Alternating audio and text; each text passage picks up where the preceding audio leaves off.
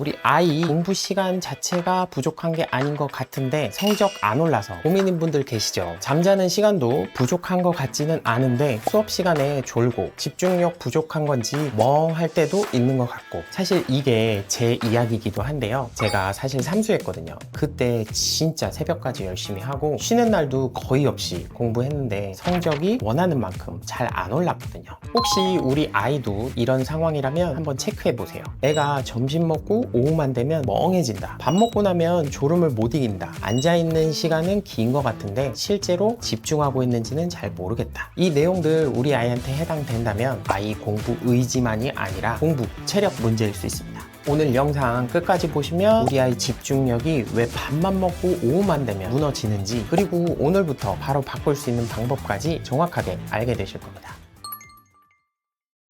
안녕하세요, 송 원장입니다. 15년간 임상해오면서 수험생이랑 수험생 자녀 둔 학부모분들 진짜 많이 만나왔는데요. 학부모 입장에서, 그리고 수험기간 오래 경험한 사람으로서 학생들 마음이나 상황들을 너무나 잘 알고 있습니다. 내 아이가 너무나 체력적으로 힘들어한다, 집중력이 바닥난 것 같다, 이럴 때 제가 추천드리는 우리 아이를 위한 공부 체력 만들어줄 수 있는 방법, 영상 아래 고정 댓글에 넣어뒀으니 참고하시면 도움 많이 되실 겁니다. 결론부터 말씀드리면 15년 동안 모아온 결론으로는 공부 체력은 몸 자체 체력이랑 결이 좀 다릅니다. 헬스장에서 100kg 드는 체력이랑 마라톤에서 완주하는 체력이랑, 그리고 하루에 10시간 이상 책상 앞에서 집중하는 체력, 이게 전부 다 결이 다른 체력이거든요. 공부 체력에서는 단순히 몸의 체력뿐만이 아니라 뇌가 얼마나 오랫동안 깨어 있고 뇌에서 에너지를 얼마나 효율적으로 쓰느냐가 핵심입니다. 그런데 요즘 애들 보면 대부분 수면 부족하고 커피나 에너지 드링크 마시면서 버티고 있거든요. 뇌가 버티고 버티다가 확 번아웃 되는 경우도 많습니다. 하루 24시간에서 잠 6시간 자는 거 빼고 밥 먹고 씻고 화장실 가는 거 3시간 빼면 남는 게 15시간인데요. 이 15시간이 실제로 공부에 쓸 수 있는 최대 시간인데 대부분 아이들이 한 5시간, 6시간도 제대로 집중 못 하거든요. 이게 왜 그러냐면 크게 3가지 이유가 있습니다. 첫 번째는 뇌 연료 부족, 두 번째는 집중력 부족, 세 번째로는 멘탈 관리의 실패. 오늘 이 3가지 관련해서 하나씩 짚어드리겠습니다.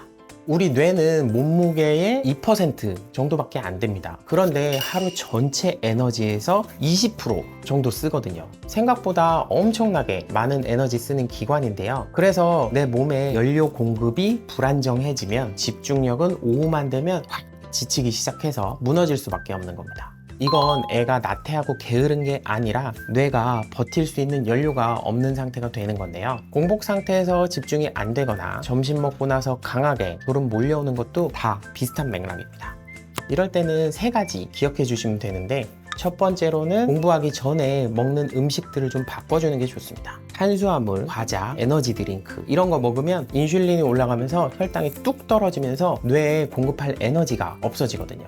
저혈당 상태가 되면 뇌에 있는 해마 활동이 약해져서 기억력이 뚝 떨어집니다. 뇌에 연료가 없으니까 당연한 결과입니다. 설탕, 과자, 달달한 음료수 이런 것들은 꼭 피해야 됩니다. 이게 에너지 공급 측면에도 있지만 혈당이 뚝 떨어지면서 인슐린 스파이크 오면 졸음이 막 밀려오게 될 거거든요. 견과류나 바나나 아니면 달걀 이런 음식들이 에너지를 천천히 공급해주기 때문에 탄수화물보다는 이런 음식들 먹어가면서 꾸준히 안정적으로 에너지 공급해주는 게 훨씬 좋습니다. 초콜릿도 당분 섭취한다고 먹는 경우 많은데 이럴 때는 당분 많은 밀크 초콜릿보다는 다크 초콜릿, 이게 훨씬 낫습니다. 두 번째로 수면 시간 고정하는 것도 중요합니다. 사실 수면은 의지로 극복할 수 있는 영역이 아니거든요. 6시간 이하의 수면이 3일만 이어져도 전두엽에서 판단력이랑 집중력 기능이 급격하게 떨어진다는 게 수면 연구에서 반복적으로 확인된 사실이거든요. 밤새워 공부하는 게 열심히 하는 것처럼 보일 수는 있지만 사실상 다음날을 통째로 날려버리게 되는 겁니다. 정해진 시간에 자고 정해진 시간에 일어나는 거, 딱 이것만 해도 다음날 집중 가능한 시간이 안정적으로 늘어날 겁니다. 세 번째로 점심 먹고 나서 10분 정도, 15분 정도 꼭 산책해주는 건데요. 미국의 일리노이 대학교 연구에 따르면 10분에서 20분 정도 가벼운 산책만으로도 전두엽 혈류량이 증가해서 집중 상태를 더 오래 유지할 수 있다고 하고요. 계속 앉아있는 것보다 몸을 조금씩 움직여주는 게 뇌를 깨어있는 상태로 유지하는 데 훨씬 효과적입니다. 이것만 해줘도 오해 집중력이 확실히 달라질 거고요. 혈당 자체도 급격하게 오르는 걸 막아줘서 식곤증 오는 것도 줄어들 겁니다. 집중력에 대해서 말씀 좀 드려보면 우리 뇌는 원래 새로운 자극에 지속적으로 끌리도록 설계되어 있거든요. 생존을 위해서 주변 환경 변화를 기민하게 감지하도록 만들어진 게 본능인데요. 이 본능이 공부할 때는 사실 오히려 방해가 됩니다. 스마트폰, 유튜브, 게임, TV 이런 것들은 즉각적으로 도파민을 줍니다. 뇌가 이미 강한 자극에 길들여져 있으니까 공부가 당연히 더 힘들고 지루하게 느껴지는 건데요. 뇌 구조 자체가 변해버린 겁니다. 그러면 어떻게 해야 되냐면 부모님들이 먼저 집중할 수 있는 환경을 세팅해 줘야 됩니다. 책상 위에 시각적인 자극들이 많을수록 전두엽에서 계속 주변 정보를 처리하려고 해서 집중력이 분산될 겁니다. 책상에서 쓸데없는 거 싹 다 빼줘야 되고요. 스마트폰은 물리적으로 차단을 해줘야 됩니다. 핸드폰 같은 공간에 두고 긴 시간 집중하는 건 불가능에 가깝기 때문에 아예 다른 방에 두거나 아니면 스마트폰 잠금 케이스 쓰시는 게 가장 확실할 겁니다. 그 다음은 집중할 수 있는 시간을 천천히 늘려가는 건데요. 처음부터 2시간, 3시간 집중하려고 하면 대부분 실패합니다. 처음에는 딱 1시간만 집중하고요. 1시간이 익숙해지면 1시간 반, 그 다음 2시간 이렇게 조금씩 늘려가는 과정이 핵심입니다. 이럴 때 구글에서 사용하는 그런 타이머 같은 거 있잖아요. 그런 시계 아이한테 선물해주면 훨씬 더 체계적으로 할 수 있을 겁니다. 이 과정을 반복하기 시작하면 뇌는 이 상태가 기본이구나, 집중 모드를 자동화하기 시작하는데요. 집중하는 데 쓰는 에너지가 점점 줄어들고 훨씬 덜 힘들어질 겁니다.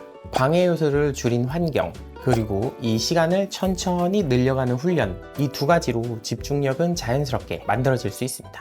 그리고 진짜 중요한 건 멘탈 관리인데요. 이 멘탈이 무너지면 체력 자체도 무너질 수밖에 없습니다. 아이들 공부하면서 불안해하고 스트레스 받는 거 자주 보이잖아요. 공부는 죽도록 하는데 등급이 안 오른다. 이러면 이 순간에 뇌에 있는 편도체에서 위기다, 불안하다 이런 감정을 만들어내는데요. 이게 쌓이면 회피 본능이 발동되면서 공부는 잘 모르겠다, 그냥 스마트폰하고 놀자 이렇게 돼버릴 수도 있습니다. 그리고 나서 더 문제는 강한 도파민 자극 받고 나면 지금 해야 하는 공부는 더 지루하고 무의미하게 느껴질 수도 있거든요. 결국 하루 끝났을 때 나는 왜 이 모양이야 하는 죄책감에 빠지기도 하고요. 악순환에 빠질 수도 있습니다. 부모님께서도 절대 다른 아이랑 비교하는 건 안 되고요. 작년에 우리 아이, 지난주에 우리 아이보다 얼마나 열심히 하고 있는지, 열심히 하고 있는 그 모습 자체를 봐주시고 칭찬해 주셔야 됩니다. 그 열심히 하는 모습이 쌓이면 조금씩 실력이 오를 거고요. 그 작은 성취감이 다시 공부를 더 열심히 하게 만드는 힘으로 돌아올 겁니다.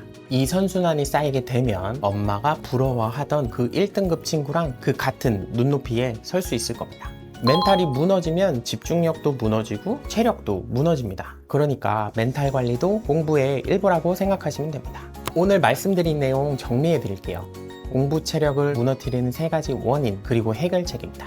첫 번째, 뇌 연료 부족한 거. 이건 공부하기 전에 견과류나 바나나, 달걀 이런 거 챙기는 걸로 하고요. 달달한 음료수나 에너지 드링크, 그리고 밀가루 같은 거 피하기. 수면 시간 고정해서 제때 자고 제때 일어나기. 점심 먹고 10분에서 15분 산책해주면서 뇌 각성 상태 유지해주기. 집중력이 부족하다고 할 때는 책상 정리해주고 스마트폰 분리해주시고요. 집중하는 시간 1시간에서 천천히 늘려나가기. 마지막으로 멘탈 관리. 우리 아이 절대 다른 아이랑 비교하지 마시고요. 열심히 하고 있는 그 모습 칭찬 많이 해주십시오. 결국 공부 체력 늘리는 건 의지가 아니고요. 시스템입니다. 뇌가 쉽게 지치지 않는 환경 세팅해주면 집중은 습관처럼 자동으로 따라올 겁니다. 그런데 임상하면서 진짜 안타까운 케이스들을 많이 봤거든요. 환경도 바꾸고 수면도 바꾸고 식단도 잘 챙기는데 여전히 오후만 되면 아이 뇌가 버텨주질 못하는 애들이 있습니다. 이런 경우에는 생활습관 교정만으로는 한계가 좀 있고요. 뇌랑 내 몸의 기저 에너지를 함께 올려줘야 됩니다. 내 아이가 체력적으로 너무 힘들어한다, 집중력이 떨어진 게 아니라 아예 바닥난 것 같다, 이럴 때는 제가 추천드리는 우리 아이 공부 체력 빵빵하게 올릴 수 있는 방법 영상 아래 고정 댓글에 넣어둘 테니 참고하시면 도움 많이 되실 겁니다. 모든 부모님들이 원하시는 거 다 알고 있습니다. 우리 아이가 건강하게 열심히 그리고 좋은 결과 얻었으면 하는 마음, 그 마음 때문에 사실 이 영상 끝까지 보고 계신 거잖아요. 공부 체력은 타고나는 게 아니고요. 만들어가는 겁니다. 이 말 꼭 기억하시고요. 오늘 말씀드린 방법들 하나씩만 바꿔보셔도 분명히 우리 아이한테 도움 많이 될 겁니다. 우리 아이들이 모두 노력한 만큼 좋은 결과 꼭 있었으면 좋겠습니다. 앞으로도 수험생들을 위한 좋은 정보 전달드릴 테니 구독 부탁드리고요. 수험생들, 수험생 부모님들 화이팅!